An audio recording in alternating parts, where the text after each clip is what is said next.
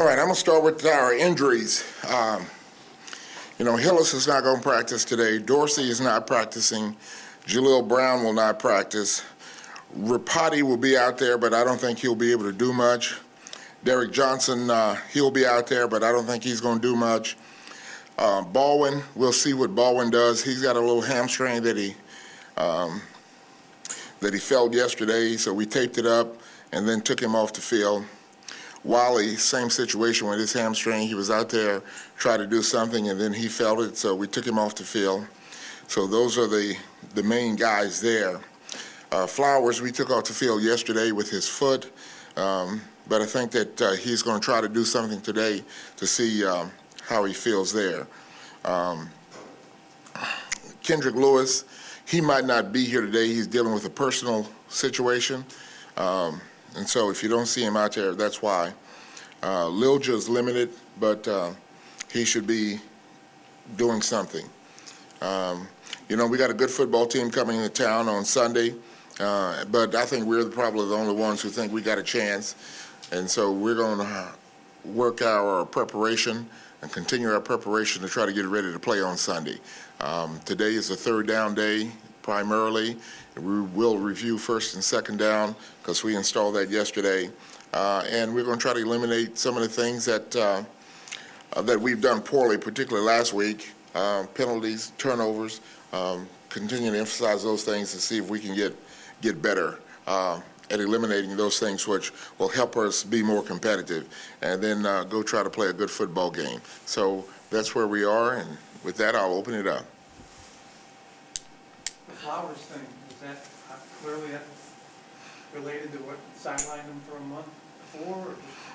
Yeah, in the game, he aggravated it in the game, had to come out for, I think, a couple of series, and then he came back in and finished up.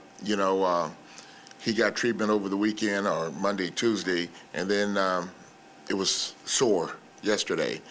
So he was out there and started off and began to feel worse, and so then we took him off and let him rehab.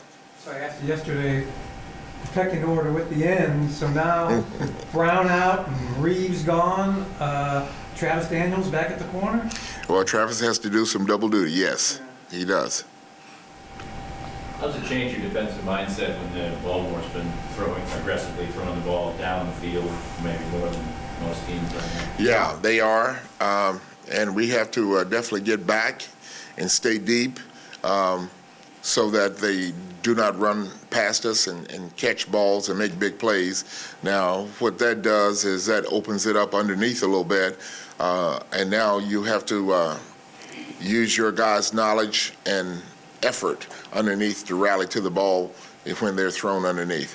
How would you compare their offense to some of the teams you played? Because they run the ball well, they throw to the tight end a lot, they love to throw downfield, as he was saying. I mean, this is a complex Baltimore offense, more than we're used to. Well, yeah, they're a good offense, and they have, like you say, they have all those weapons, and they throw it down the field. But the thing is, when you cover it down the field, they'll throw it short to Rice, and then Rice usually gains about 10 or 12 yards on every check down.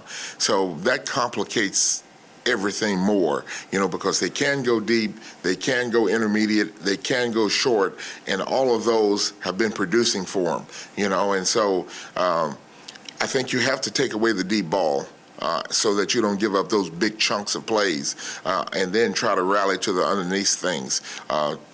Bolden underneath, Rice, and you rally to those and try to hold down the yardage.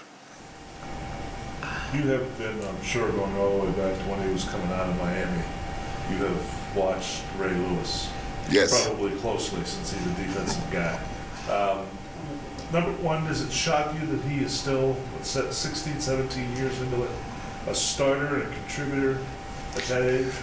Not really shocking. Some of those exceptional athletes can play 15 to 17 years, and still play at a high level. Even though you lose a step the thing I think he's done is he's been cognizant of his body and what he needs to do with his body to allow him to play. You know, he's dropped his weight, and then he uses his knowledge of the game to put him in position to make plays, you know. Plus, he's got some pretty good guys around him and up in front of him that kind of protect him a little bit. I mean, nobody stops Father Time. That's right. But it does seem from talking to other people that he has become, maybe he always has been, a student of the game. That he's using that knowledge and experience to get and make up that extra step he made. Well, that's what happens with veteran guys who've been around a while. They know that they lose a step, you know, and they're not as fast as they used to be. And so what they try to do is they try to put themselves in the right position by studying tendencies and studying opponents, you know, and now you put yourself in the right position, you can still get the play made, even though you may be a step slower. When the draft was coming up that year, I'm sure you probably took a look at him. And, I mean, was he one of those guys that you watched the college tape and went, oh, I wish I had this guy? Well, he's one of those football players, you know, and that's the thing.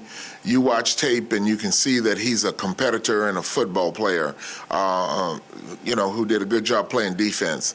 You know, there was some question about overall size initially, you know, but he's come into this league and shown that size doesn't always matter. It's the heart, it's the brain, it's the intensity, play in and play out.